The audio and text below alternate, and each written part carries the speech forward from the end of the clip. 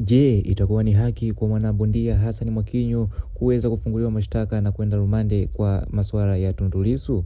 Lakini kabla sijakupeleka kwenye makala kuu, nikukumbushe kwamba usisahau kulike, kucomment na usisahau kubonyeza neno subscribe ili uweze kujipatia taarifa hizi kila siku ndani na nje ya nchi.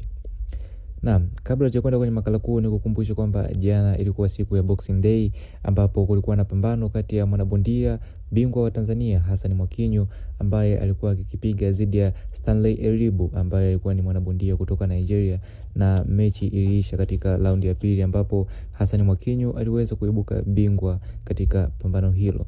Lakini baada ya pambano, Hassan Mwakinyo alionyesha t-shirt aliyokuwa amevaa ambayo ilikuwa ikichora picha ya Mheshimiwa Tundu Lissu ambaye ni mwenyekiti wa Chadema ambaye ameshikiliwa na jeshi la polisi hadi dakika hii kutokana na kesi mbalimbali zinazomkabili ambapo ikiwemo na kesi ya uhaini.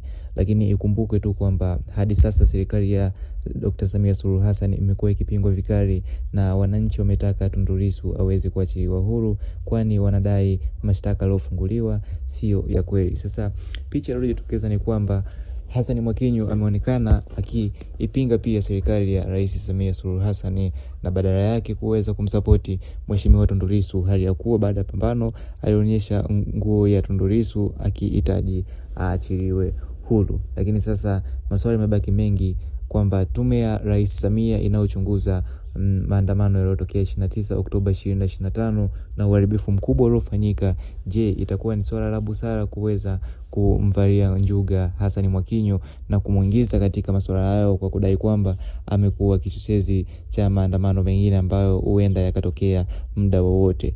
Lakini nikukumbushe kwamba hiyo ni makala fupi, lakini usisahau kusubscribe na ili uweze kupata taarifa hizi kila siku ndani na nje ya nchi. Asante.